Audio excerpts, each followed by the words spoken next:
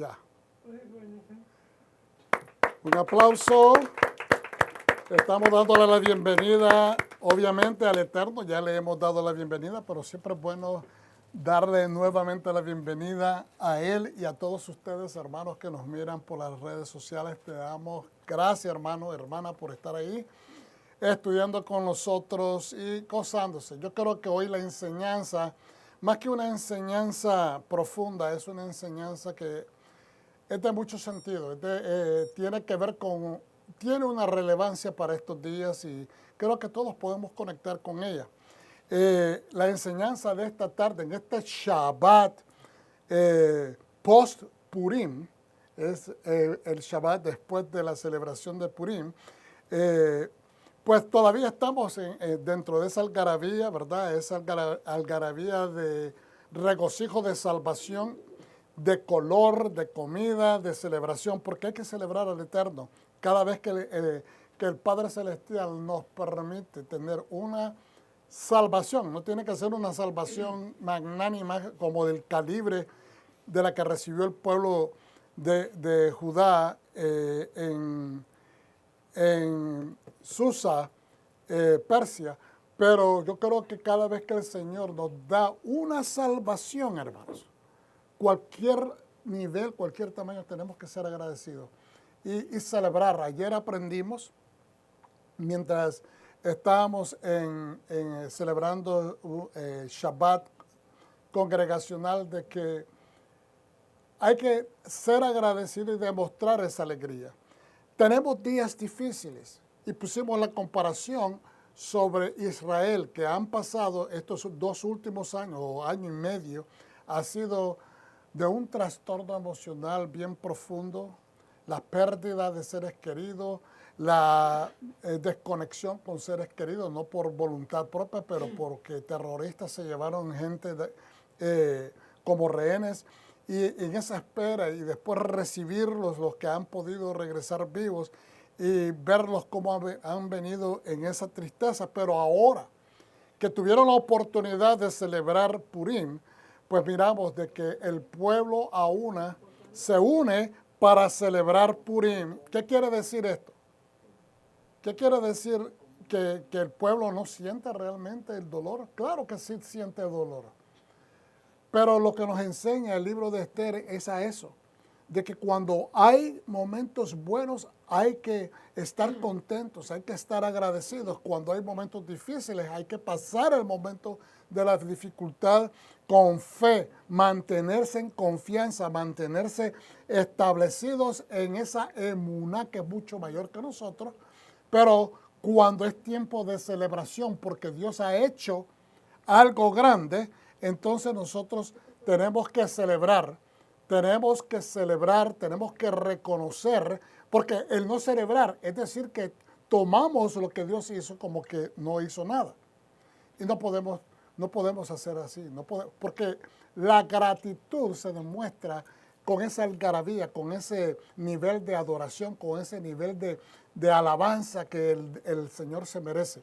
Entonces, tomando eso como una especie de guía o de flecha para continuar con la lección de hoy, vamos a estudiar Kitisa, que significa cuando tomes o cuando levantes. Y como subtítulo para esta enseñanza hemos tomado el nombre el subtítulo, la idolatría, espía invasor secreto posando como inofensivo. La idolatría es un espía invasor secreto, porque se mete, se inmiscuye cuando usted no se da cuenta. Y posa como que si fuese inofensivo. Pero a veces estamos haciendo cosas que no le agradan al Eterno, porque por cultura, por tradiciones familiares, por inclusive trenes culturales de la cultura popular, a veces estamos haciendo cosas que tal vez no agradan al Eterno y no nos damos cuenta porque se ha metido secretamente, ha invadido nuestro espacio secretamente como un espía invasor. Y está posando ahí en medio nuestro como inofensivo. En Kitisa se estudia de la Torá Éxodos 30:11 al 34:35. Éxodos 30:11 al 34:35.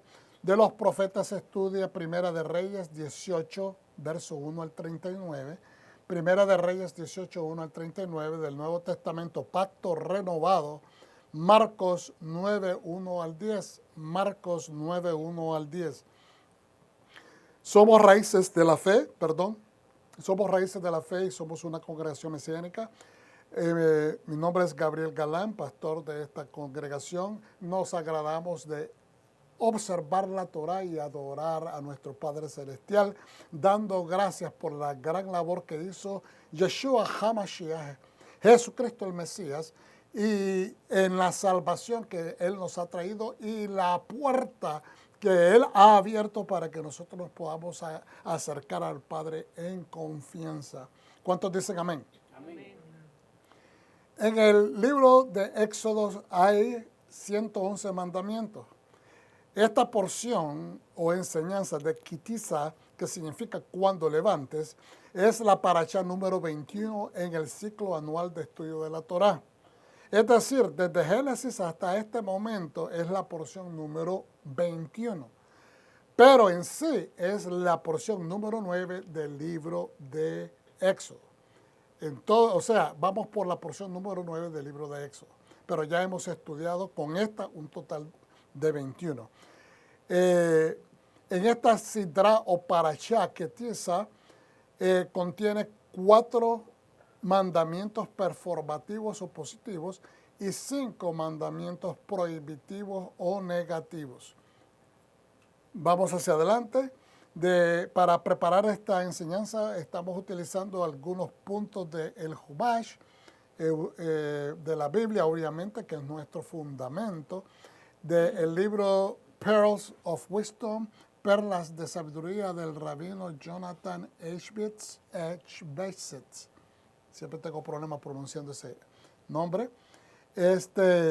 Y también algunos de los otros del Midrash dice, y algunos de los otros recursos que ustedes miran allá abajo. Vamos a hacer la oración para bendecir a aquel que nos ha compartido su palabra. Berechut et Adonai HaMevorach. Baruch ata Adonai Eloheinu melech haolam asher bachar banu mikol ha'amim ונתן לנו את תורתו. Bendigamos a Adonai, bendito es Él. Bendito eres Adonai, nuestro Elohim, Rey del universo, quien nos escogió entre las naciones y nos instruyó con su Torah. Bendito es Adonai, dador de su Torah. Amén. Pueden sentarse, hermanos. Gracias. Adonai le dijo a Moshe, cuando hagas un censo, cuando levantes un censo del pueblo de Israel y los registres, cada uno al registrarse pagará a Adonai un rescate por su vida. Pagará a Adonai un rescate por su vida.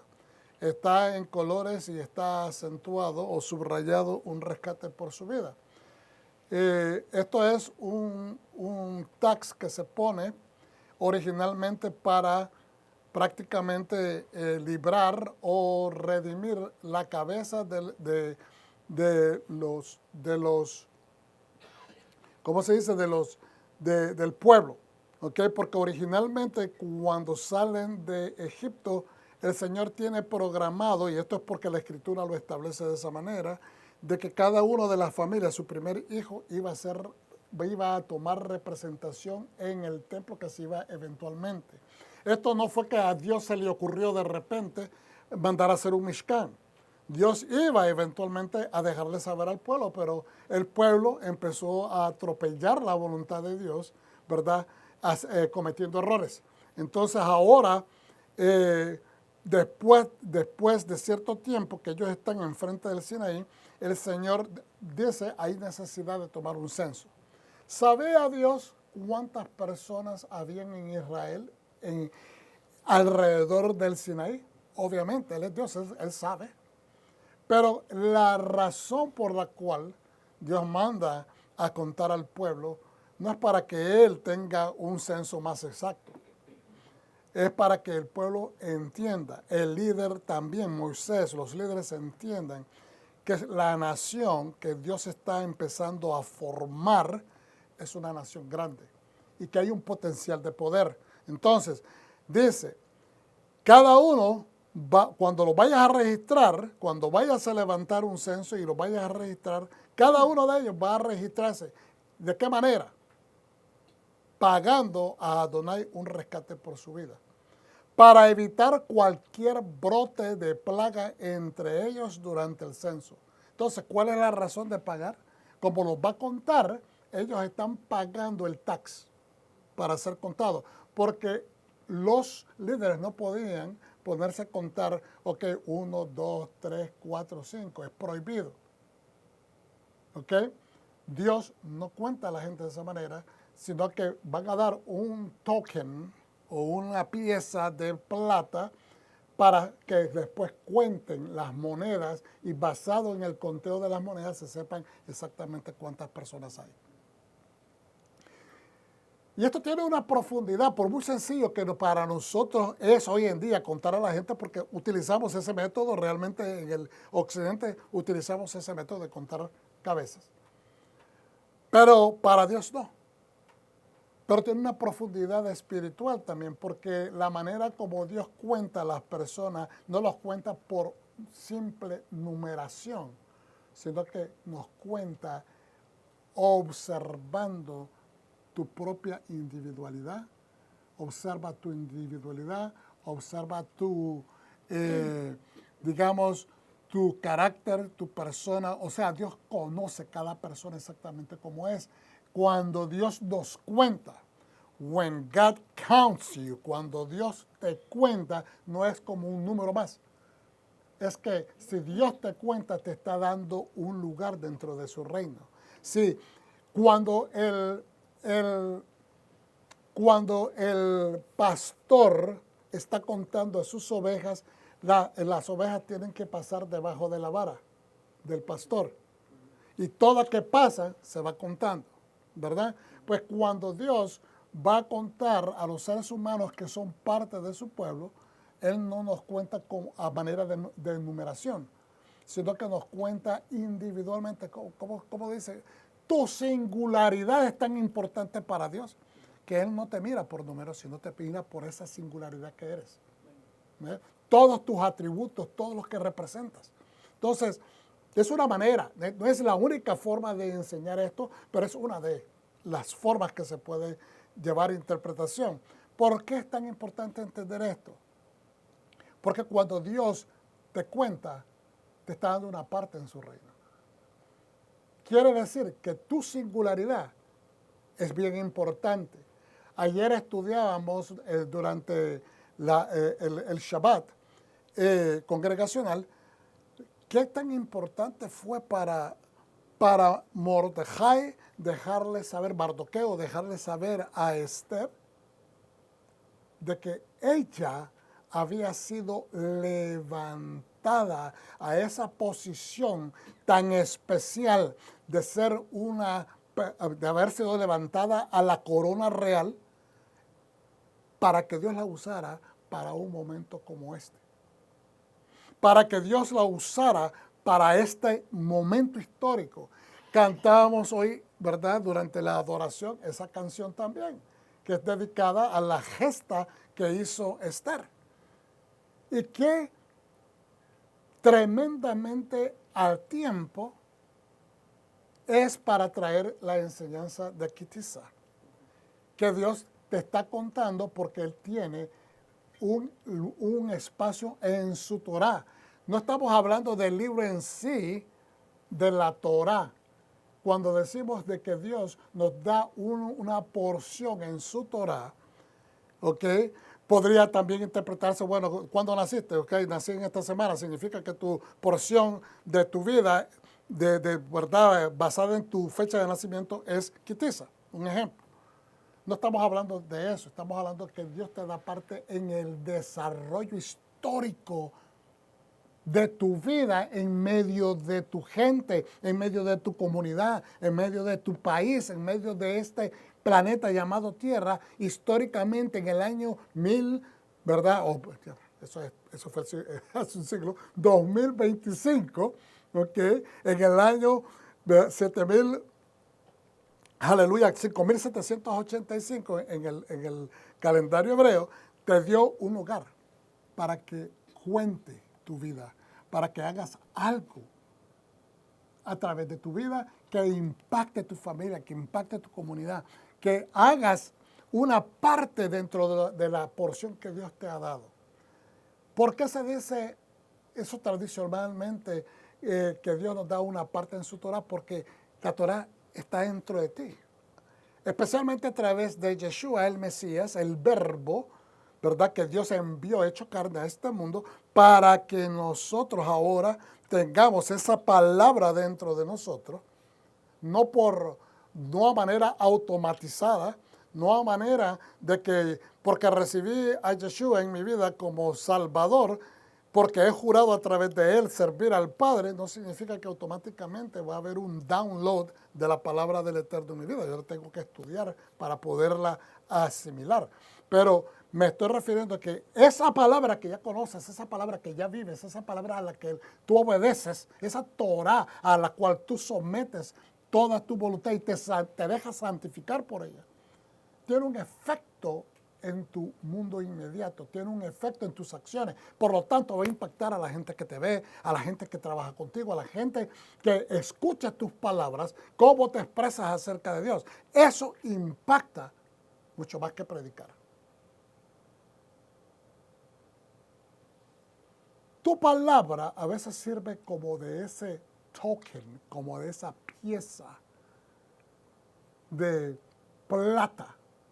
Porque acuérdense que la palabra que se recibe en el corazón, la palabra que nosotros hablamos, que compartimos a la gente, pensamos que tal vez no nos escuchan, pero esa palabra tiene un efecto a largo plazo en esa persona. En algún día esa semilla que fue implantada va a germinar. No sabemos cómo, no es trabajo nuestro, pero el Eterno la va a utilizar. ¿Por qué? Porque esa palabra está hecha de plata. Y usted va a decir, pastor, ¿qué está diciendo? Estoy utilizando una metáfora.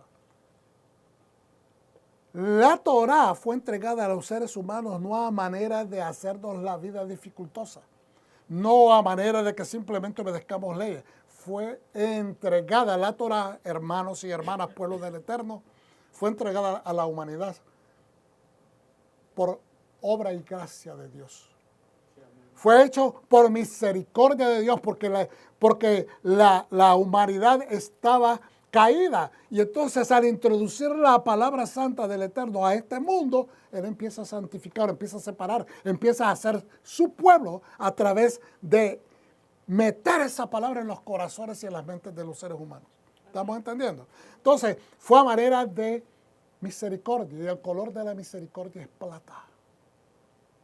¿Qué es plata? Es eso. Por eso es que dice, van a contarlo porque ustedes necesitan saber cuántos hay. No porque él lo necesita, pero para registrarse lo van a hacer de esta manera. Van a dar una ofrenda que se va a utilizar como rescate por su vida, para que no haya plaga, porque si los cuentas de esta manera, va a venir plaga sobre ellos. Exactamente como le pasó a David cuando empezó a contar el pueblo, no tenía permiso del Eterno y lo hizo mal, y hubo plaga. Todo censado pagará como ofrenda a Adonai medio ciclo, la quinta parte de una onza de plata. La quinta parte de una onza de plata, es decir, el 20% de su peso. Según el ciclo del santuario, según la medida del ciclo del santuario, un ciclo equivalente a 20 geras o jeras. Todo censado mayor de 20 años dará esta ofrenda a Adonai. Todo persona de 20 años en adelante. El rico no dará más ni el pobre. Dará menos del medio ciclo al dar la ofrenda de Adonai para expiar sus vidas.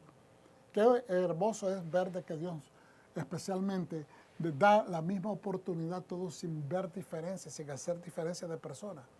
Es decir, a veces la gente cuantifica, mira, unos dan más, otros dan menos. Ok, pero es que Dios no mira eso. ¿Cómo podemos ejemplarizar esto de una manera que nos haga sentido? Lo que dijo Yeshua, perdón, cuando estaba dando a aquella viejecita las 2 dracmas que le quedaban, los 2 pennies que le quedaban, y los necesitaba para comer. Lo único que tenía, no tenía nada, y los dio para beneficio del templo, de la sedaca. Lo dio para que otras personas se beneficiaran, o para la sinagoga, o para el templo, o para que alguien se beneficiara de eso. Dio la sedaca. Y entonces, ¿y qué dijo? Ella dio más que todo. En esa vez, porque dio de lo que no tenía, dijo. Dar de lo que nos hace falta es dar más que todo. No porque Dios esté haciendo balances de quién da más y quién da menos, sino que mira que la persona que está con el menos, el símbolo de menos, ya está en el negativo y está haciendo el esfuerzo para dar, entonces está dando más. No porque él esté viendo las diferencias de cantidades, es porque está dando de lo que no tiene. Entonces, él lo clasifica de esa manera. ¿Ve? Yeshua lo clasificó de esa manera porque el Padre lo mira de esa misma manera. Ahora, todo censado mayor de 20 años dará esta ofrenda a Adonai. Entonces, es una ofrenda que no solamente la debe de hacer una persona que tiene conciencia, madurez para entender lo que Dios está pidiendo, pero es una ofrenda que tiene que ver con la capacidad de trabajo. Los de personas de 20 años en adelante eran los que podían empezar a trabajar, o los que a través del Éxodo miramos que Dios siempre dice, los de 20 años hasta los 50 van a trabajar en el templo, los de los levitas, los de 20 en adelante para ir a la guerra. ¿Me están entendiendo? Era como que esa era la edad establecida para que una persona en el pleno uso de sus facultades mentales de madurez pueda tomar esa determinación. Tomarás el dinero de la expiación de los hijos de Israel y lo usarás para el servicio en la tienda de reunión. ¿Para qué va a ser? Este dinero de esa expiación de los hijos de Israel se van a usar para el servicio en la tienda de reunión. De ahí, ¿verdad?, que se utilizaban después en los templos, en el segundo templo, y después cuando fue destruido, a usarse eso en la sinagoga local, para que sea un recordatorio para los hijos de Israel delante de Adonai para expiar sus vidas. Entonces, yo quisiera vamos a regresar un poquito más atrás.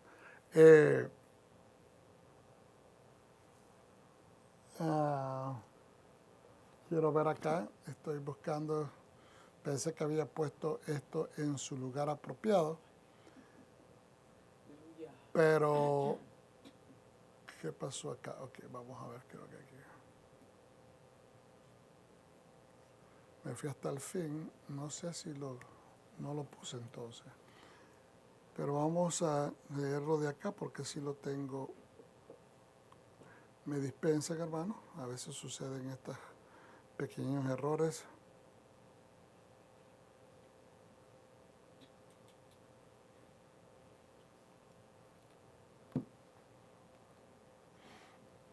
Okay.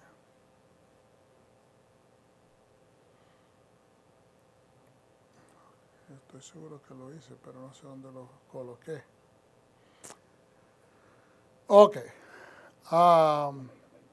Vamos a ir hacia adelante entonces, porque no logro encontrar lo que les iba a compartir. Éxodo 30 continúa, verso 17. Adonai le dijo a Moshe, harás una palangana de bronce. Después de que se recibe esto, se va a utilizar este dinero o estas monedas, ¿verdad?, o estas piezas de plata, se van a fundir, obviamente, todos los materiales, oro, plata, bronce, en este caso es bronce, y le empieza a dar las instrucciones de qué es lo que se va a construir.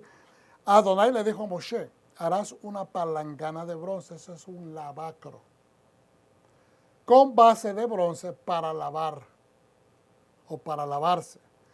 Colócala entre la tienda de reunión digamos, esta es la tienda de reunión y vamos a decir, este es el lugar donde se hacían los sacrificios, el altar de los sacrificios. ¿Okay? Entonces de ahí se lo vas a poner en medio de esas dos piezas. En medio de ese lugar. Colócala entre la tienda de reunión y el altar y pon agua en ella. Aarón y sus hijos se lavarán ahí las manos y los pies. Cuando entren a la tienda de reunión se lavarán con agua para no morir. Fíjense bien la instrucción. Se tienen que lavar sus manos y sus pies. Cuando entren a la tienda de reunión se lavarán con agua para no morir. Quiere decir de que antes de que ellos empiecen las operaciones del día a diario, tienen que lavarse las manos. Anoche hacíamos el hincapié. Yo sé de que esto tal vez no tiene que ver necesariamente con hacer el abodá. El abodá que es trabajar, el abodá que es adorar, el abodá, ¿verdad? Hasta inclusive el trabajo de siervo, el trabajo de esclavo se le llamaba abodá. Hacer abodá es trabajar, hacer la función que uno le ha sido encargada. Entonces dice, antes que entren a la tienda de reunión, ¿a qué iban a entrar a la tienda de reunión? A hacer sus oficios sacerdotales en limpieza, en encender la menorá, en cambiar los panes de la propiciación, en hacer las oraciones frente al altar del incienso, etcétera, y quemar incienso. Entonces, dice, se deben de lavar con agua para no morir. Es decir, había una ley de parte de Dios de que no podían hacer esa función sin haberse lavado las manos y sus pies. ¿Qué quiere decir eso? Es un recordatorio también de mantener las acciones de uno, como dicen en inglés, en check. Mantener las acciones que estamos haciendo cada uno de nosotros dentro de la voluntad del Eterno. Y también el caminar, porque acuérdense que los sacerdotes operaban dentro del santuario descalzos. No pregunte si habían piedras o no, estoy seguro de que era de sentido común haber limpiado toda piedra fuera del santuario, ¿verdad? Y seguro que poner algún nivel de arena o algo de una manera que ellos no tuvieran problemas de estar caminando sobre puntas deformes que los fuesen a herir. O sea, de que eso es de sentido común. Aplanar algo, ese relieve. Entonces, también cuando se acerquen al altar para ministrar quemando una ofrenda para Adonai. Es decir, todo lo que es la función. Se lavarán las manos y los pies para no morir. Nuevamente la repetición. Se está dando cuenta que hay un énfasis, es de importancia. Esta será una ley perpetua para siempre, es decir, para ellos por todas sus generaciones. Es decir, la familia Leví, los levitas tienen que estar, cada generación, tienen que continuar haciendo de la misma manera. El Señor le dijo a Moshe, toma las mejores especies, 500 ciclos de mirra, 12 libras y media, la mitad de esta cantidad, 250 ciclos de canela aromática, 6 1/4 de libras, 250 ciclos de caña aromática, 500 ciclos de casia, usando el estándar del santuario y 1 galón de aceite de oliva. Voy a parar acá porque quiero regresar a algo que me acabo de acordar, que empecé a leer lo del aceite o del aceite de la unción y quería leer esta parte de acá. Mire lo que dice en el Midrash, dice sobre el lavacro, es decir, donde se va a poner el agua para lavarse antes de entrar a sus funciones. Hashem ordenó que una especial amplia vasija de cobre con picos, es decir, con cuerdos, fuera construida y puesta en el patio del Mishkan, entre el Ohel Moed y el Mizbeach, entre la tienda de reunión y el altar. Era llenada con agua todas las mañanas para que los Kohanim pudieran verter agua sobre sus manos y pies antes de comenzar su abodá, su trabajo. La falta por parte del Cohen, del sacerdote, en no cumplir con la mitzvah o sea, el mandamiento de regitzar y daim veraglaim, que significa lavado de manos y pies, le ocasionaba el castigo celestial de muerte. El cumplimiento del manto de Hashem de construir el Kior es descrito al fin de la parashá Vayahel bajo el título del Kior Aguamadil en Hechos del Espejo de Cobre. Entonces, ¿por qué estoy tratando de enfatizar? Porque es importante. El Midrash hace comentarios, también se hace en el Humash, de la importancia que era la observancia y por qué tenemos que estudiar esto. Hermano, el servicio a Dios es algo bien importante. No hay que ponerlo al punto de vista, pues no estoy tratando de sobredramatizarlo y ponerle el miedo a la gente, no, de ninguna manera, porque acercarnos a Dios, fíjense bien, es un privilegio. Amén. Es un privilegio y también es una bendición. Es un privilegio. ¿Por qué menciono que es un privilegio primero? Porque es algo que se te otorga a la manera de que juraste por medio de Yeshua, el Mesías, aceptar el regalo de Dios de salvación para acercarte a Él. Entonces, el acercarte, el hecho de que Yeshua es el corbán, la ofrenda quemada que nos permite acercarnos, ¿okay? Y podemos acercarnos con confianza, donde vamos a ser escuchados y Dios va a escucharnos lo que estamos presentándole y Él nos va a dar de su gracia. Okay, conforme a lo que estamos pidiendo, porque si lo pedimos en el nombre de aquel que nos otorgó esa salvación que Hashem autorizó, entonces vamos a recibir, dice, lo que pidamos. Tiene que ser conforme a la Torah. Entonces, cuando nos acercamos a Él, como estudiamos también ayer, durante la sección de estudio que hicimos en el Shabbat, de que uno se tiene que cambiar las ropas para entrar a la presencia del Rey. Notemos que la reina Esther, usando esa comparación, tuvo una preparación de 1 año, pero a ella se le cortó a 6 meses. Porque tuvo el favor del eunuco que cuidaba ese harem del rey. Esa persona miró no solamente la belleza de ella, pero miró la actitud, la personalidad de la muchacha, que era una muchacha decente, una muchacha humilde, una muchacha con mucho amor, con un espíritu diferente. ¿Por qué tenía ese espíritu diferente? Porque la palabra de Hashem residía en ese corazón. Y entonces él observó y empezó a darle favor, a prepararla, le asignó mujeres, doncellas para que le ayudaran a ella a prepararse, ¿okay? Y también se le dio clase. Él la aconsejó también para que ella fuera aún más atractiva. Él conocía los gustos del rey, por lo tanto esos consejos de parte de ese hombre eran de gran utilidad para beneficio de Esther. Por lo tanto, lo que estoy hablando es que ella tenía que prepararse y aquella frase que dice, se le dieron a ella los aceites que no eran aceites de unción, pero eran aceites de perfumes. Eran unos perfúmenes que se le daban a estas muchachas especiales y a ellas se les entregaron antes. Y estas muchachas se bañaban con especies y se preparaban porque su piel tenía que relucir muy bonita, muy atractiva, muy viva, juvenil, etcétera, etcétera. ¿Para qué? Para que atrajeran los ojos del rey. Para que cuando se acercaran al rey, estuvieran olorosas a algo agradable. Pues de esa misma manera, Hashem, nuestro Padre Celestial, quiere que nosotros estemos oliendo a Mesías, que estemos con el olor de Mesías, que seamos olor agradable. Entonces, de esta manera, como dice acá también, cuando se acercan al altar para ministrar quemando una ofrenda para Adonai,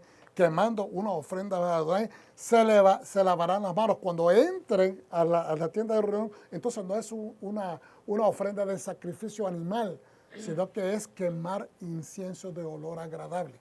¿Estamos entendiendo?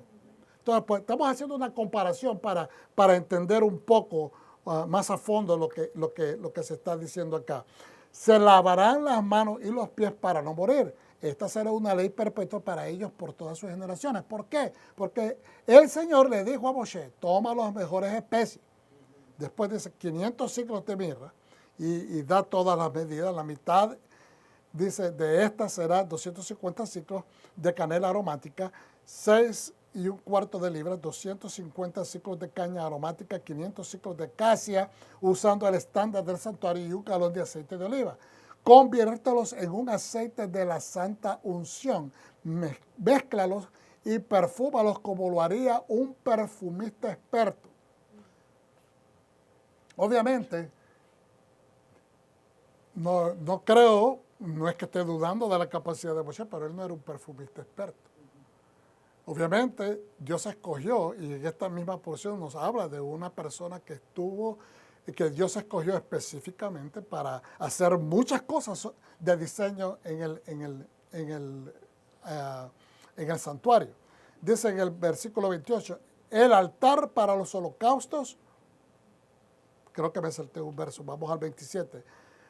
Al 26, úsalo para ungir la tienda de reunión, el arca del testimonio, es decir, toda la tienda de reunión, el arca del testimonio, la mesa de los panes de propiciación y todos sus utensilios, la menorá y todos sus utensilios, el altar del incienso, el altar para los holocaustos y todos los utensilios y las palanganas con su base. Los consagrarás, al ungirlo los está consagrando, serán especialmente santos. Cuando dice especialmente santos, no es que por ungir esto con aceite, un ejemplo, este chofar, no significa que por ungirlo se va a hacer automáticamente santo. Es que la unción, al ungirlo especialmente con esas especies, con ese olor diseñado por el mismo Eterno, le da la fórmula a Moshe para que se lo entregue a un perfumista, para que el perfumista lo procese y haga exactamente conforme a sus capacidades expertas. Una vez que tenga ese perfume, va a ungir todos los aparatos que están en ese santo lugar, pero no es que se van a hacer santos automáticamente porque están ungidos, es porque están siendo consagrados a Dios. Es Dios quien consagra la santidad, es Dios quien derrama la santidad sobre las cosas. ¿Estamos entendiendo? Es porque fueron entregados, consagrados para Hashem. Ahora, el 28, el altar para los holocaustos y todos sus utensilios y la palangana con su base, es decir, el lavacro, los consagrarás, serán especialmente santos y todo lo que los toque será santo. Están apartados, han sido apartados nada más para honrar al Eterno. Ungirás a Aarón y a sus hijos también, ¿verdad? Los consagrarás para que me sirvan como sacerdotes. Entonces, si miramos esta secuencia, hay una especie de secuencia espiritual que debemos de entender el fundamento. Cuando venimos a Yeshua, Hamashiach, hacemos una inmersión, ¿verdad? Tradicionalmente le dicen a la persona, tienes que tomar tantas clases para entender lo que es el bautismo, prepararte, empezar a conocer de la palabra. Después de cierto tiempo la persona va y hace la decisión de que sí se va a hacer la inmersión o el bautismo, ¿verdad? El bautismo y esa persona al entrar está diciendo yo estoy muriendo a mi vieja naturaleza, he tomado una decisión completamente consciente que de aquí en adelante quiero ser conocido en mi comunidad como un creyente en medio de ustedes. Y muere esa persona y al salir de las aguas nace una nueva persona. Eso es una nueva naturaleza. Es un ciudadano nuevo. Es un hombre nuevo. Amén. Entonces, esas aguas del lavacro representan en cierto nivel esto. Porque el sacerdote, ¿verdad? Una vez que se inaugure, se tiene que preparar todo el santuario, se tiene que santificar, se tiene que consagrar el santuario y ahora se van también a consagrar ellos. Se tienen que preparar, lo vamos a ver más adelante en Vallicra, cómo hacen eso. ¿Ok? Pero el punto es que se entiende que todo tiene que ser consagrado al Señor. Y el Señor, hay un proceso, hay que lavar las cosas. tenemos que lavarnos las manos porque nuestras manos son la instrumentación con la que nosotros llevamos a cabo nuestras acciones. Nuestros pies son los que caminan el camino de la verdad y de la justicia. ¿Okay? Y después, todo lo que nosotros vayamos a operar, lo que nosotros hagamos, tenemos que considerárselo al Señor. Y usted dirá, bueno, nosotros no somos sacerdotes. Sí, exactamente, no somos sacerdotes en el santuario del Eterno, pero somos los sacerdotes, los varones, en nuestros hogares. Y las acciones sacerdotales también tienen que ser reflejados en nosotros hacia nuestros hijos, hacia nuestras esposas, y así sucesivamente vamos asegurándonos que esa entrega, que esa consagración vaya siendo transferida a una y a otra generación. Ahora, cuando vamos a comer, nos lavamos las manos y hacemos la bendición. Cuando vamos a hacer una celebración solemne, obviamente tiene que ser en todo Shabbat, lavarnos las manos, ¿verdad? Pero una celebración solemne también nos lavamos las manos para hacer todas las bendiciones. ¿Qué quiere decir esto? Que nosotros estamos conscientes es la palabra, tenemos que tener conciencia de quién servimos. Que no se trata de limpieza nada más, no se trata de limpieza física, se trata de llenar el requisito mínimo de una santidad, un requisito mínimo ritual. Es un requisito mínimo ritual para que estemos operando, estemos, no quiero decir copiando, porque eso no es la palabra correcta, sino que estemos haciendo utilización intelectual, que estamos acercándonos al Señor, y es un mínimo requerimiento para que demostremos que estamos levantando manos limpias, manos blancas ante el Señor, que nuestras acciones están hasta dentro de lo que nosotros mejor podemos dar a Dios, estamos haciendo lo mejor, lo más mínimo que podamos, ¿ok? Para que esté el Señor agradado, para que esté agradado con el nivel de santidad que le estamos entregando. Ahora, dice acá, diles a los israelitas, este aceite de la santa unción será para mí por todas sus generaciones. No se usará para ungir a nadie. No harás otro igual con la misma composición de ingredientes. Es sagrado y lo tratarán como sagrado. El año pasado, no sé si fue el año pasado o el anterior, mencioné esto. Si usted alguna vez se encuentra hay personas que se van a la Biblia, sacan todos estos olores y hacen un aceite y dicen que este es el aceite de la unción sacerdotal, usted no utilice eso. Porque la Biblia lo prohíbe, dice que esto no se puede hacer, sino es una fórmula para el santuario. Y entonces la pregunta de muchas personas que no quieren creer, que no quieren obedecer, dice, ¿y entonces por qué está puesto en la Biblia?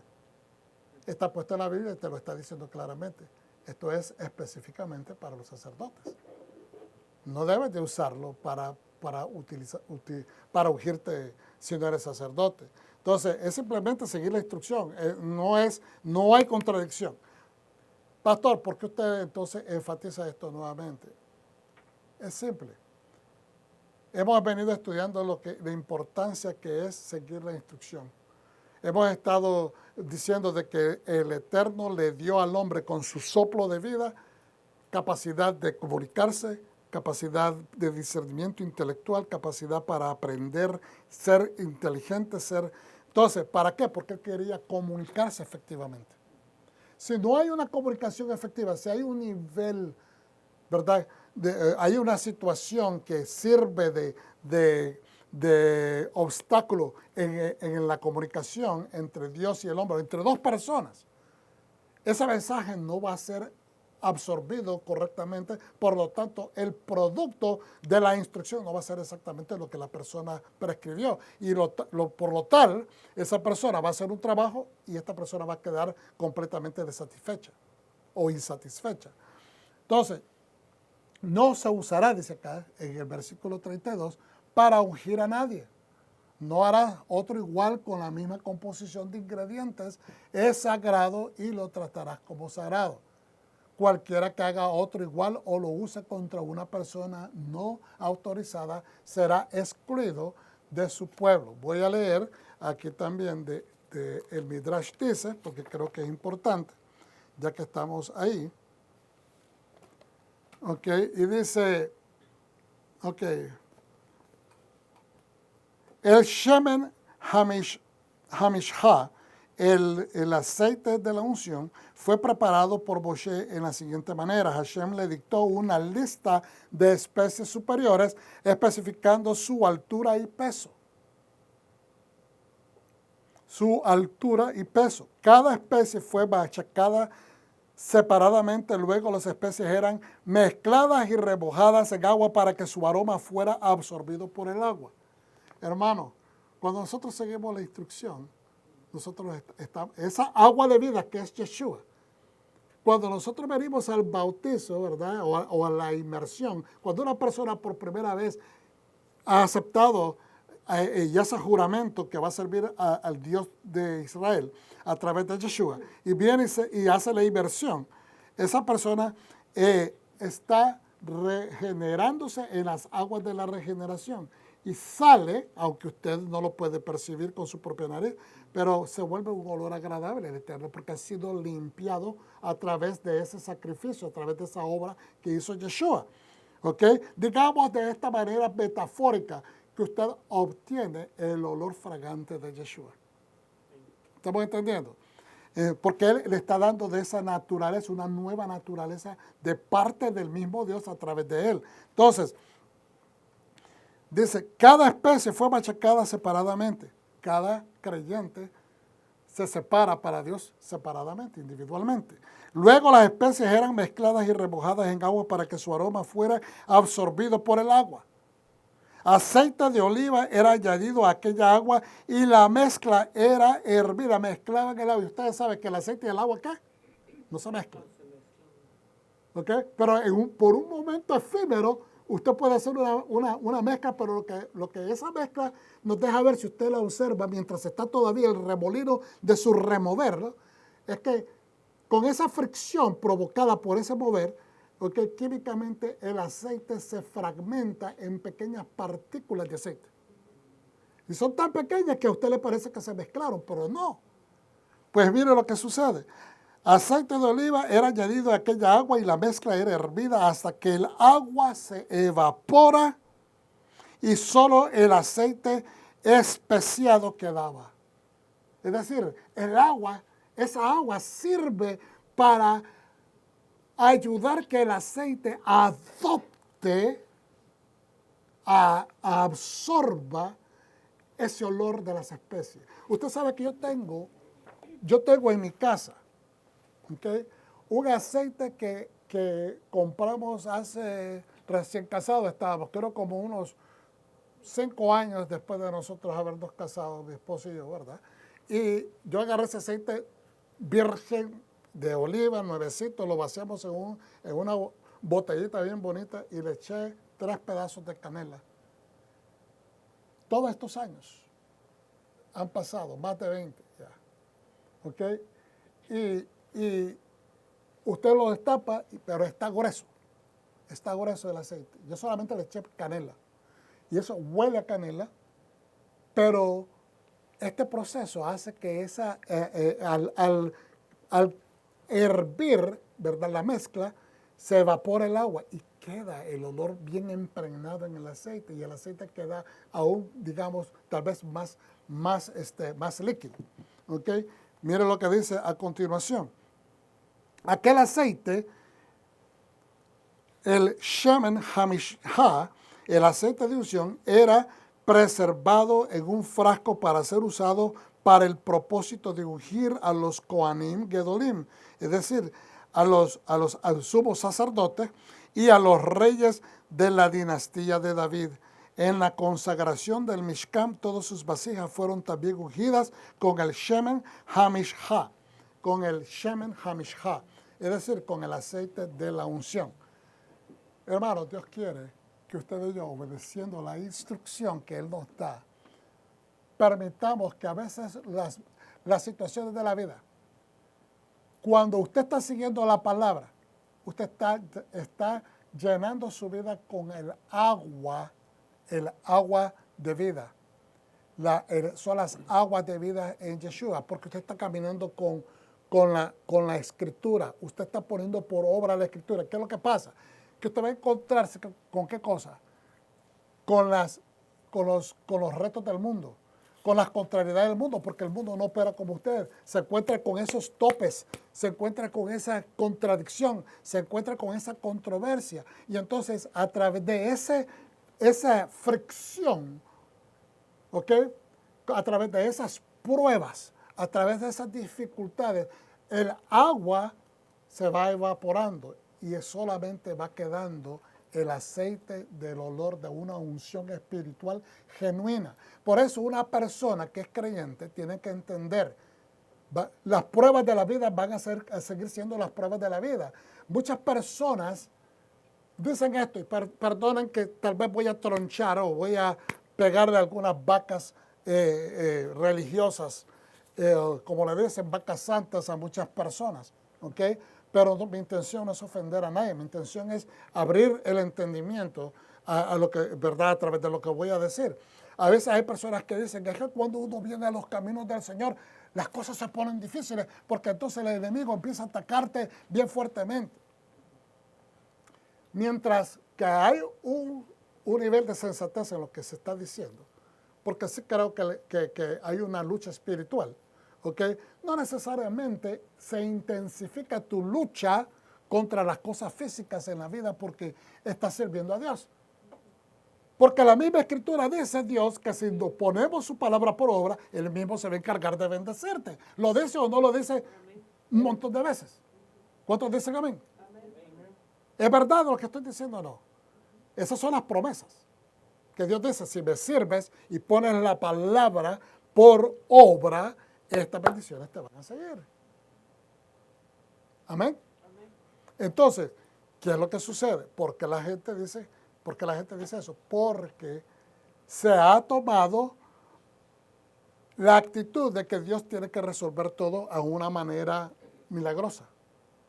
Por lo tanto, en el subconsciente, en el alma que está esperanzada a ver esa solución rápida, entonces se desespera y entonces dice, ves que es bien difícil cuando uno le sirve a Dios, porque entonces está transponiendo y está culpando a Dios de no bendecirle al tiempo rápido y entonces está cometiendo una injusticia, acusando a Dios de que servirle a Dios es dificultoso. Entonces, aunque suena religiosamente correcto, es incorrecto.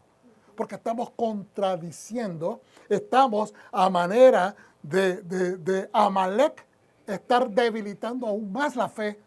¿Me entiendes? Está atacando con un espíritu de Amalek sin querer, por ignorancia, por tradiciones religiosas, estás repitiendo cosas y estás debilitando la fe tuya y estás debilitando la fe de los que te están escuchando. Vuelvo y repito, no estoy tratando de ser agresivamente grosero ni atacante, pero tenemos que destruir esa manera de pensar, porque servir a Dios es no solamente un privilegio, es una gran bendición, ser parte del reino del Eterno. ¿Cuántos dicen amén? Amén. Aleluya, denle un aplauso al Eterno si está de acuerdo con esta palabra.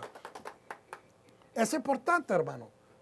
Es importante que nosotros empecemos a derribar todo este montón de maleza al tiempo que dice el Eterno. No es mientras están las espigas de trigo todavía, pero hay que cortarlas en su tiempo, porque de otra manera estamos contradiciendo la perfecta, santa voluntad del Eterno en nuestra vida. Después dice, Adonai le dijo a Moshe, toma sustancias aromáticas, resina de bálsamo, raíz de ónice dulce y goma de gálbano amargo, junto con incienso, todas en cantidades iguales. Fíjense bien, usted sabe que la resina de bálsamo tiene cierto olor. La raíz dice de ónice dulce y goma de gálbano amargo, junto con incienso, ¿ok? Todo en cantidades iguales, y haz incienso mezclado y perfumado como lo haría un perfumista experto, dice, salado, puro y sagrado. Toda esta mezcla, fíjense, habla de olores, habla ¿verdad? De especies dulces, habla de especies amargas y también de incienso. Y también dice en cantidades iguales y que haga esta mezcla. ¿Sabe que eso es exactamente la vida de un creyente? A veces tenemos dificultades, ¿verdad? Pero a veces tenemos los olores bien, los olores aromáticos, es una redundancia decirlo de esa manera, pero que huelen bien. Pero en la vida, para que nosotros podamos apreciar ese olor agradable de nuestros resultados, hemos pasado momentos de bálsamo dulce, ¿verdad? Hemos pasado momentos de momentos fuertes como la resina de bálsamo, ¿verdad? Hemos pasado momentos de goma de gálbano, que es amarga, y también el incienso, y cuando pasamos muchas dificultades, ¿qué hacemos? ¿Qué es lo que hace el incienso cuando se empieza a quemar? Empieza a subir el humo para arriba.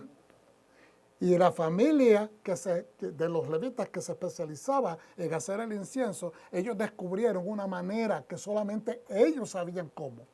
Agregaban algo, hacían algo que provocaban que ese incienso siempre subiera verticalmente, no que se desparramara. ¿Okay? Entonces, y ellos nunca dieron el secreto. Eso se escribió en sus rúbricas de la familia por siglos. ¿Okay? Y eso fue bien interesante venir a entender eso. ¿Por qué? Porque nosotros queremos que cuando estemos pasando dificultades, nuestras oraciones, que son esas dificultades, a veces son las que nos hacen orar más fervientemente, orar más entregadamente. Y entonces que esas oraciones queremos que vayan directamente al cielo, al trono del Eterno, y que nuestras oraciones sean escuchadas. Pero esta manera, de una manera metafórica, hacer esta conexión, que nuestra vida es eso. Son las especies, nuestras experiencias, nuestros conocimientos, nuestras aplicaciones. Inclusive todos esos momentos difíciles que nosotros recibimos en la vida se vuelven esa mezcla para convertirnos en esa especie de olor agradable. Y hace incienso mezclado y perfumado como lo haría un perfumista experto, salado, puro y sagrado. Salado nos habla del sabor de pacto, de algo que contenga, de algo que retenga, de algo que no permita que se eche a perder, y algo puro, que sea en esencia, que sea concentración y que sea sagrado, algo apartado, consagrado para Dios. Molerás un poco de él muy finamente y lo pondrás delante del testimonio en la tienda de reunión donde me encontraré contigo. Lo considerarás especialmente sagrado. Hermano, nosotros a través de Yeshua nos encontramos con el Eterno. Cuando nosotros oramos y venimos en el nombre de Yeshua ante la presencia del Padre, usted sabe que dice que Él está haciendo intercesión por nosotros. Pues esa es la función del sumo sacerdote. ¿Ok? De presentar las necesidades del pueblo al Eterno. Pues Yeshua, que tiene un sumo sacerdocio de más alto nivel porque es el celestial, entonces Él presenta todas estas oraciones, todos nuestros olores agradables, todo lo que nosotros levantamos al Eterno y se los presenta. Dice, lo tratarás como sagrado para el Señor. Cualquiera que prepare un incienso parecido para usarlo como perfume será eliminado de su pueblo. Por eso es que es importante de que entendamos que la parte física de esta preparación es completamente el diseño y también consagrada para el sacerdocio. En la parte espiritual nosotros tenemos un gran privilegio porque nosotros venimos a través de Yeshua ante el Eterno. Okay. ¿Por qué tenemos nosotros que hacer esto? Fíjense bien la secuencia. Lavarse, después los aceites de concentración y obviamente después de que el pueblo comete esta gran falta, y voy a entrar y voy a tratar de terminar en los próximos 10 minutos. Cuando el pueblo vino a Moshe dice, cuando el pueblo vio que Moshe tardaba de bajar de la montaña, esto es Éxodo 32, se reunieron alrededor de Aarón y le dijeron, prepárate y haznos dioses que vayan delante de nosotros, porque a este Moshe el hombre que nos sacó de la tierra de Egipto, no sabemos qué le haya sucedido. Aarón les dijo que sus esposas, hijos e hijas se quiten los aretes de oro y me los traigan. Dicen los sabios, de que Aarón, sabiendo de que ellos estaban insistentes y que él quería darle más tiempo a Moshe que bajara, que él sabía que él iba a estar cierto tiempo allá arriba y tal vez asumió que iban a ser 40 días. Entonces él quiso extender el tiempo y entonces sugirió, pídenle a sus mujeres que le den los aretes. ¿Por qué? Dicen los sabios. Porque dice que es muy difícil para las mujeres soltarse de sus joyas. Tenía sabiduría el Aarón. Ciertamente, o sea, hace sentido. Pídele a sus mujeres porque pensó que las mujeres iban a hacer resistencia. Aleluya. Y entonces, pero hace sentido. Entonces Aarón les dijo que sus esposas, hijos e hijas se quiten los aretes de oro y me los traigan. Y me parece bien interesante que utiliza también o menciona a los hijos y a las hijas. Usted sabe que a un niño que le quita su juguete, que le quita algo que le gusta especialmente si es algo que le trae prestigio a los niños son más apegados, ¿ok? Entonces, a sus cosas. Por eso les pidió eso. Entonces el pueblo se quitó los aretes de oro y se los trajeron a Aarón. Él recibió lo que le dieron, lo fundió y le dio la forma de un becerro. Ya me imagino a Aarón cuando de repente trajeron todas las cosas que él pidió, de haber dicho, hombre, caramba, yo pensé que iba a ser más difícil. ¿Ok? Dice, el pueblo se quitó los aretes de oro y se los trajo a Aarón. Él recibió lo que le dieron, lo fundió y le dio la forma de un becerro. En otras traducciones dice, y un becerro salió. Aquí te lo dice directamente. Él le dio la forma de un becerro. Dijeron, Israel, aquí está tu Dios que te sacó de la tierra de Egipto. No fue Aarón el que dijo eso. Eso lo dijeron los que recibieron el ídolo después de que se terminó.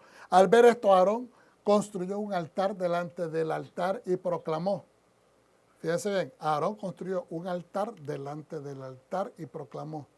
No permitió que profanaran el altar que se había hecho ya. ¿Ok? Porque obviamente ellos debieron, tal vez la escritura no lo dice, pero cuando dice acá de que él construyó otro altar delante del altar, fue para que no utilizaran ese altar para hacer eso. Entonces dice, mañana será una fiesta para el Señor. Temprano a la mañana siguiente ofrecieron holocaustos. Entonces dio otro día más, mañana. Está tratando de estirar los días. Yo anteriormente había leído eso varias veces, pero no me había fijado en ese punto. Él está tratando de estirar más días y por eso propone que al día siguiente. Ahora, temprano por la mañana siguiente, ofrecieron holocaustos y ofrendas de paz. Después el pueblo se sentó a comer y beber. Luego se levantó para disfrutar de la fiesta. Entonces tuvieron una celebración religiosa por lo que se ve ir acá y después se levantaron a disfrutar de la fiesta. Adonai le dijo a Moshe, baja, date prisa, tu pueblo al que sacaste de la tierra de Egipto se ha corrompido. Ahora ya Dios en este momento, fíjense bien, no dice que el pueblo a quien yo saqué de Egipto. En este momento no utiliza esa apropiación, Hashem, sino que le dice el pueblo que tú sacaste. Y algunas opiniones dicen que puede ser que se esté refiriendo a los revoltosos egipcios, ¿verdad? Y vuelvo y hago énfasis que no estamos hablando mal de los egipcios. En general estamos diciendo que esta gente que salió estaban acostumbrada a sus tradiciones idolátricas. Por lo tanto, cuando dice a este pueblo que sacaste tú de Egipto, es posiblemente los que se te añadieron en el proceso. Adonai le dijo a Moshe, baja, date prisa a tu pueblo al que sacaste de la tierra de Egipto, se ha corrompido. Qué rápido se han desviado del camino que les ordené. Han fundido una estatua de metal de un becerro. la han adorado, le han ofrecido sacrificios y han dicho, Israel, aquí está tu Dios, el que te sacó de la tierra de Egipto. Adonai continuó hablando con Moshe, he estado observando este pueblo y puedes ver lo obstinados que son. Ahora, déjame en paz para que mi ira se encienda sobre ellos y pueda acabar con ellos. Haré de ti una gran nación. En otras palabras, déjame acabar con ellos y después de ti vamos a ser una gran nación. Vamos a leer un poquito acá del Midrash, porque creo que es interesante. Creo que no es del Midrash, creo que lo tengo acá. ¿Okay? El Midrash concluye diciendo el versículo, cuando se hace el recuento de los hijos, dice, ¿qué nos enseña el Midrash? El Talmud afirma que un hereje le preguntó a un rabino, ¿por qué ustedes, el pueblo judío, no se convierten en idólatras? ¿Acaso no dice la Torah que debemos seguir a la mayoría? El rabino respondió, el pueblo judío tiene la condición de ser un objeto contado. Acuérdense de lo que hablamos el concepto, no se trata de contar que te cuenten como número. Cuando dice somos un objeto contado, se nos ha dado una asignación especial. Se nos ha invitado a ser parte de algo mucho más grande que nosotros. Se nos ha dado un regalo real. Se nos ha otorgado una responsabilidad. Es decir, ese contado es algo que hemos sido levantados para un tiempo como este. Amén. Hemos sido levantados para dar propósito, para llevar a cabo en esta tierra el propósito de Dios aquí en este lugar. Entonces, dice, el pueblo judío tiene la condición de ser un objeto contado y cualquier cosa contada jamás se anula. Los dones de Dios son ¿qué? Irrevocables.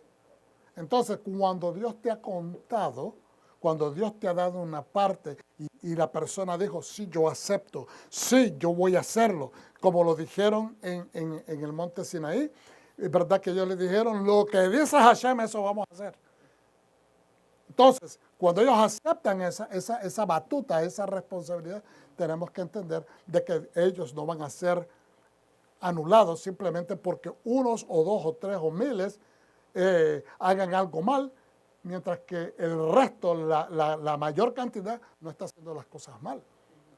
¿Ves? Sino que están haciendo las cosas bien, están llevando el propósito para el cual fueron levantados, y entonces eso lleva más peso.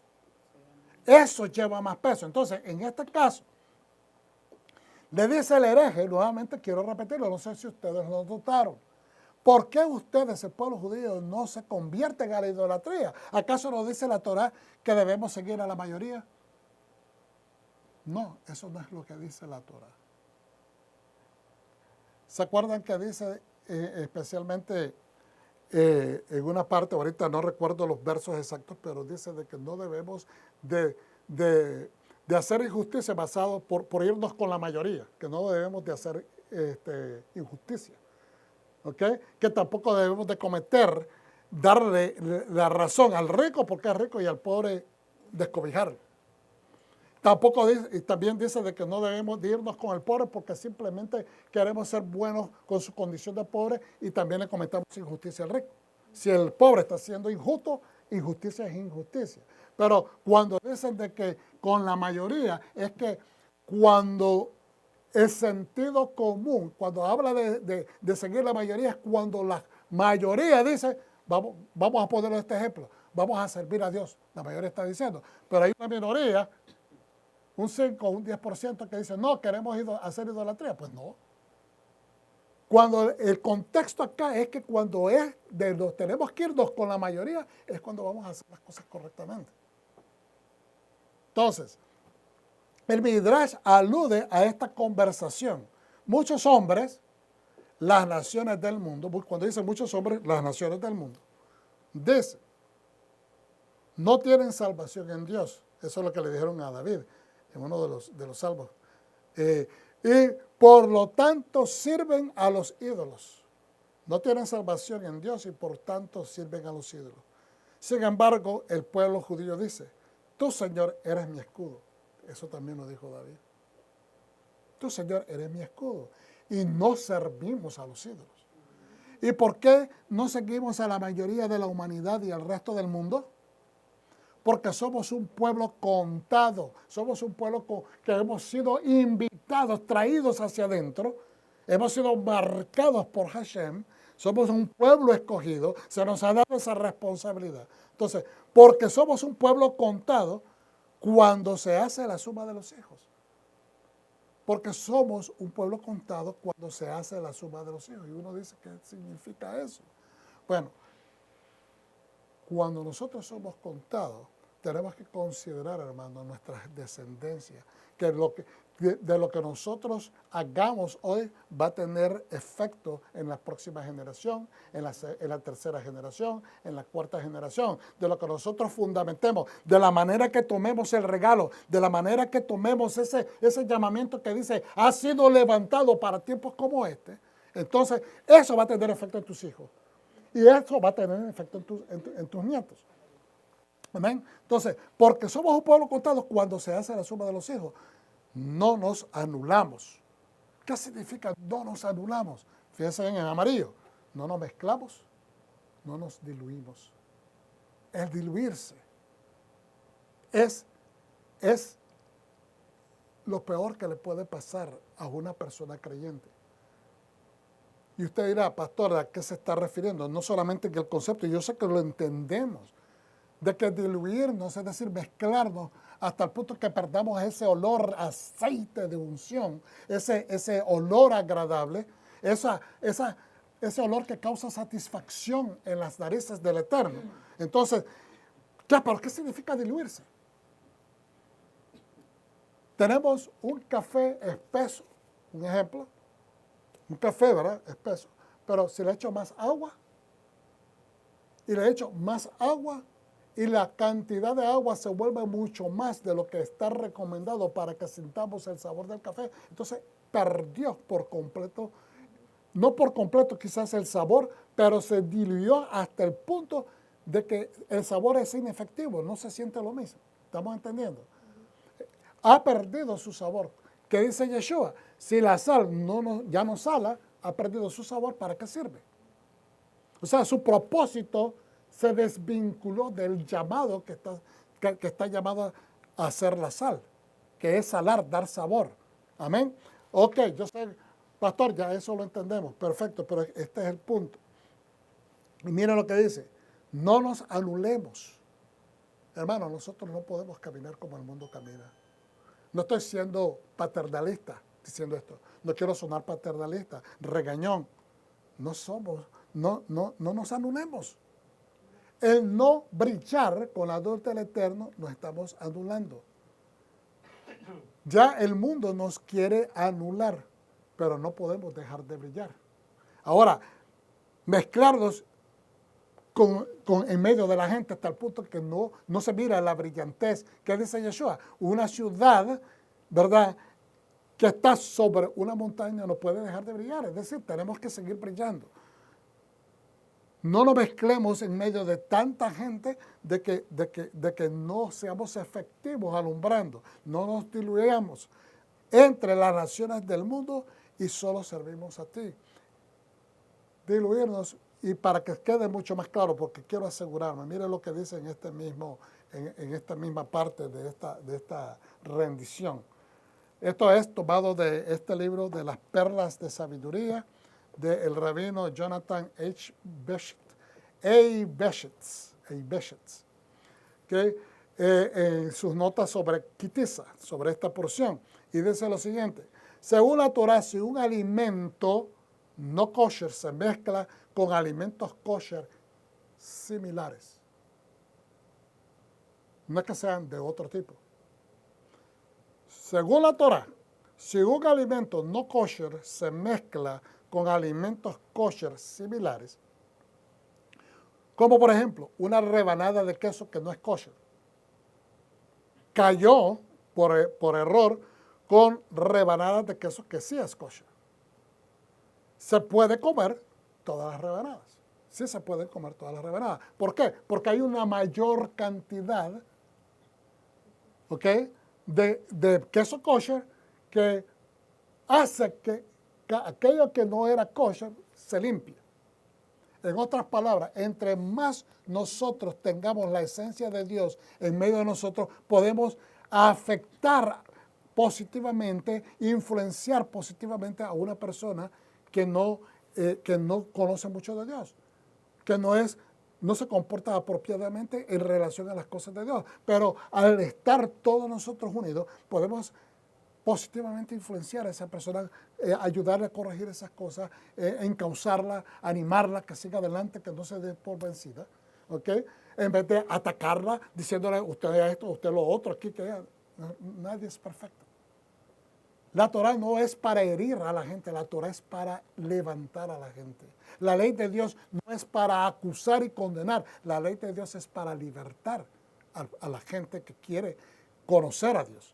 Ahora, y de la misma manera, hay que entender que esto es en relación a las cantidades, a los porcentajes. Ahora dice, sin embargo, si el alimento no kosher, si el alimento no kosher, que no se vende por peso, que no se pesa como el queso, sino por su importancia, porque tiene un nivel de importancia, se mezcla con un alimento kosher que sea similar. Y aquí es importante porque cualquier persona dice, pues mira, podemos comer cerdo. No, eso no es lo que se está diciendo. Lo que ya se entiende que es prohibido, es prohibido. Esas cosas no se pueden mezclar, no se pueden traer a la mesa porque el entendimiento, el discernimiento, la verdad nos dice, eso ya está apartado, eso ni siquiera es punto de conversación. ¿Okay? Entonces, si el alimento no kosher, que no se vende por peso, sino por su importancia, se mezcla con un alimento kosher similar, no se anula. ¿Okay? No se anula. Es decir, no se va a tirar a la basura. ¿Okay? ¿Por qué? Porque está en medio de la otra, de alimentos similares, ¿verdad?, que lo ayuden a realzarse. Ahora, y usted dirá, pero eso es bien interesante y es bien raro porque yo nunca había escuchado eso. Hermano, no hay manera de influenciar al mundo si usted no se mezcla con lo que no es kosher. No estoy hablando de mezcla de tomar la actitud de aquello que no es kosher. Se lo voy a poner más claro. Yeshua HaMashiach fue llamado borrachón porque tomaba vino con los publicanos. Yeshua fue llamado que le faltaba discernimiento de profeta porque se conectaba con los publicanos que le robaban los taxes al pueblo, supuestamente, y con las prostitutas. Pero si Yeshua no iba y visitaba también a los enfermos para sanarlos, tampoco nadie lo hacía. ¿Por qué no los visitaban? Porque se entendía, la gente en la antigüedad creía que si una persona caía con enfermedades, era simbólico de que esa persona andaba caminando mal ante los ojos de Dios.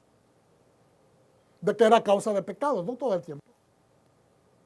Nosotros sabemos de que muchas cosas se le sobrevenían a la gente por la falta, ¿verdad?, la falta de higiene a veces o conectarse con cosas que estaban contaminadas. Pero el punto aquí es que nosotros tenemos que entender que tenemos el llamado, hemos sido llamados a través del Mesías para ir y afectar positivamente al mundo en el cual nos desenvolvemos.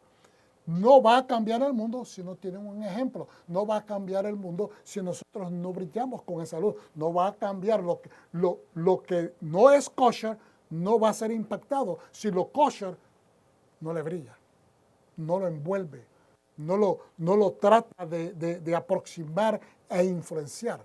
Es imposible. Entonces el llamado es a tener un poquito de entendimiento.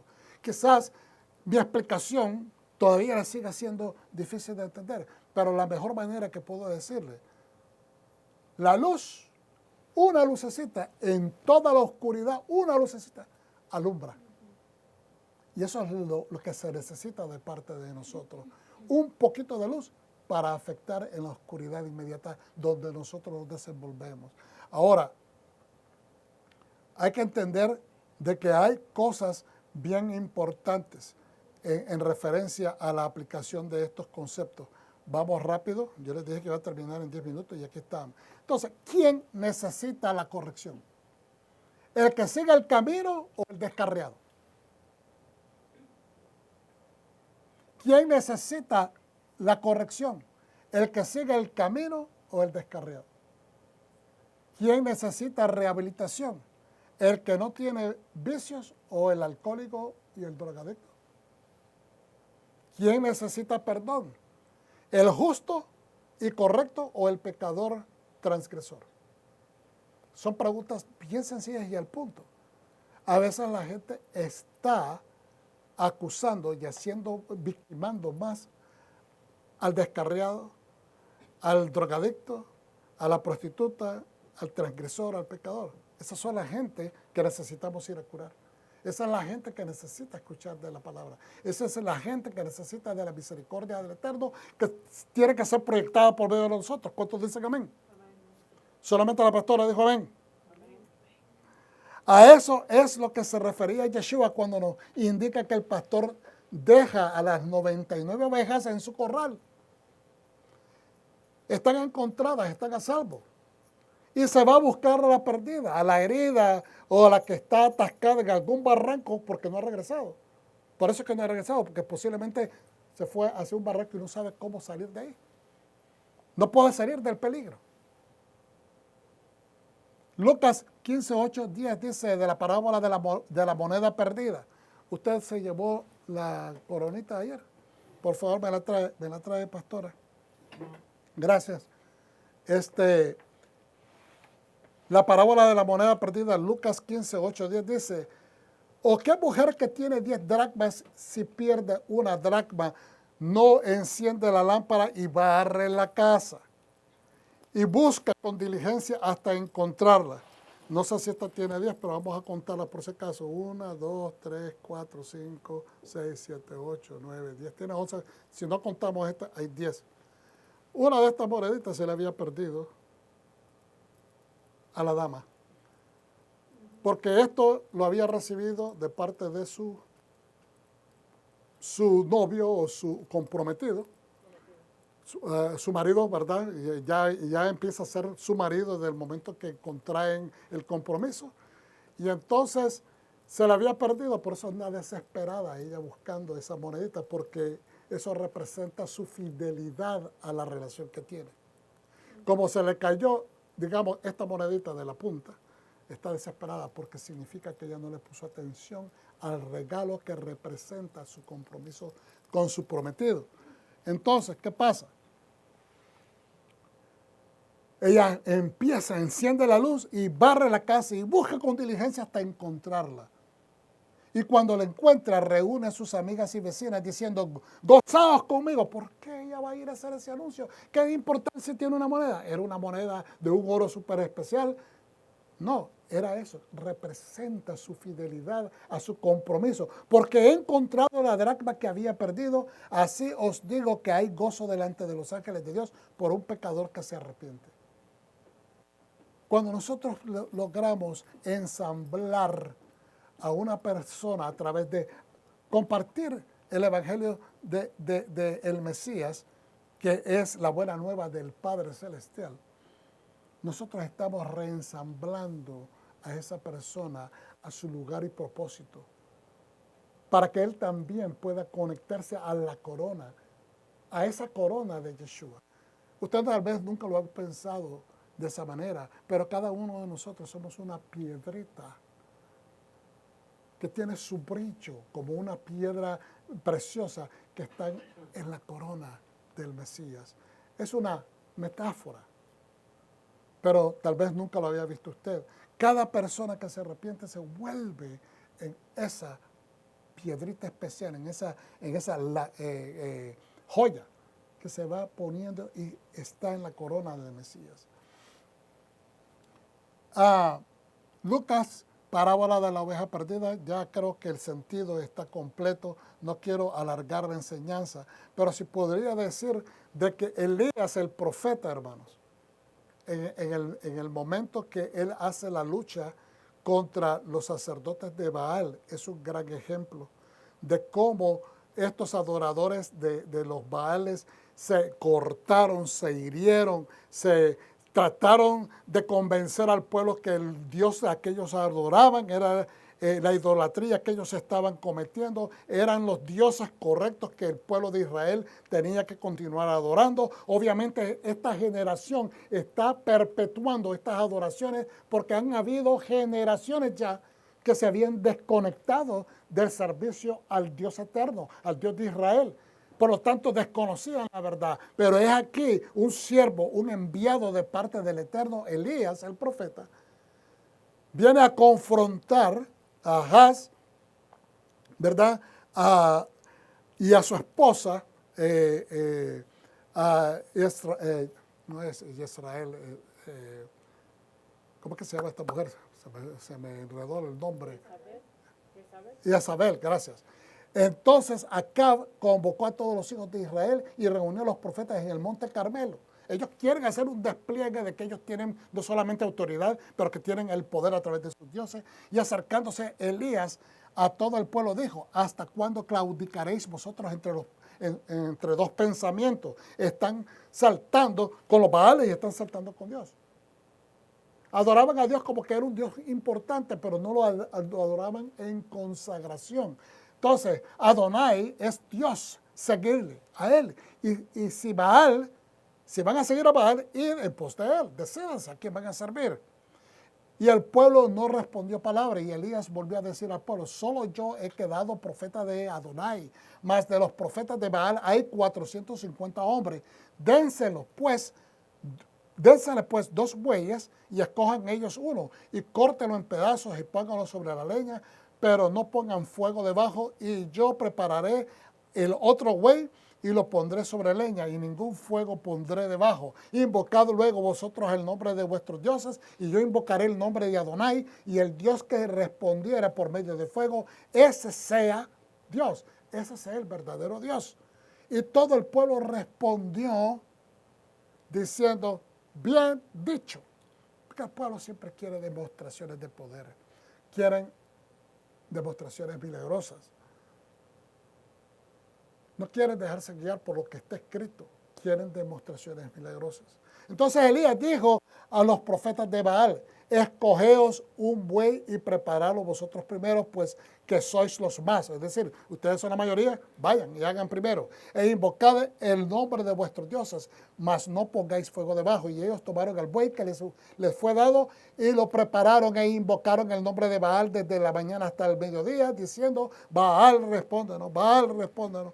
Pero no había voz ni quien respondiese. Entre tanto, ellos andaban saltando acerca del altar que habían hecho, y aconteció al mediodía que Elías se burlaba de ellos, diciendo, gritad en voz alta, porque Dios es. Quizá está meditando, o tiene algún trabajo, o va de camino. Tal vez duerma, y hay que despertarle. Y ellos clamaban a grandes voces, y se cortaban, se sajaban con cuchillos y con lancetas conforme a sus costumbres, hasta chorrear la sangre sobre ellos. Pasó el mediodía y ellos siguieron gritando frenéticamente hasta la hora de ofrecerse el sacrificio, pero no hubo ninguna voz, ni quien respondiera, ni escuchase. Es decir, esperaron hasta la hora del último sacrificio que se hacía en el santuario. Entonces dijo Elías a todo el pueblo, acercaos a mí. Y todo el pueblo se acercó, y él arregló el altar de Adonai, que estaba arruinado, y tomando Elías 12 piedras conforme al número de la tribu de los hijos de Jacob, el cual había sido dada palabra de Adonai, diciendo, Israel será tu nombre. Edificó con las piedras un altar en el nombre de Adonai. Después hizo una zanja alrededor del altar en que cupiera 2 medidas de grano. Preparó luego la leña y cortó el buey en pedazos y lo puso sobre la leña. Y dijo, llenad 4 cántaros de agua y derramadla sobre el holocausto y sobre la leña. Y dijo, hacedlo, otra vez y otra vez lo hicieron. Dijo aún, hacerlo la tercera vez, y lo hicieron la tercera vez, de manera que el agua corría alrededor del altar y también se había llenado de agua la zanja. Él invocó a Dios y Dios envió fuego y consumió en esa lengua de fuego de una sola vez, en un solo abrir y cerrar de ojos, todo el sacrificio con todo el agua y con todo lo que él había puesto. Y ahí el pueblo se dio cuenta de que el Dios de Israel era el verdadero Dios. Entonces, ¿qué quiero decir con esto? Siguió Elías no solamente la instrucción del corazón, del entendimiento, del discernimiento, sabiendo que él era un profeta de Dios, pero también entendía a él que él tenía que hacer, que tenía que pedir a Dios que manifestara esto, porque el pueblo, la fidelidad del pueblo, en este momento meritaba que Dios hiciera un milagro, un portento, un prodigio para que el pueblo regresara a él.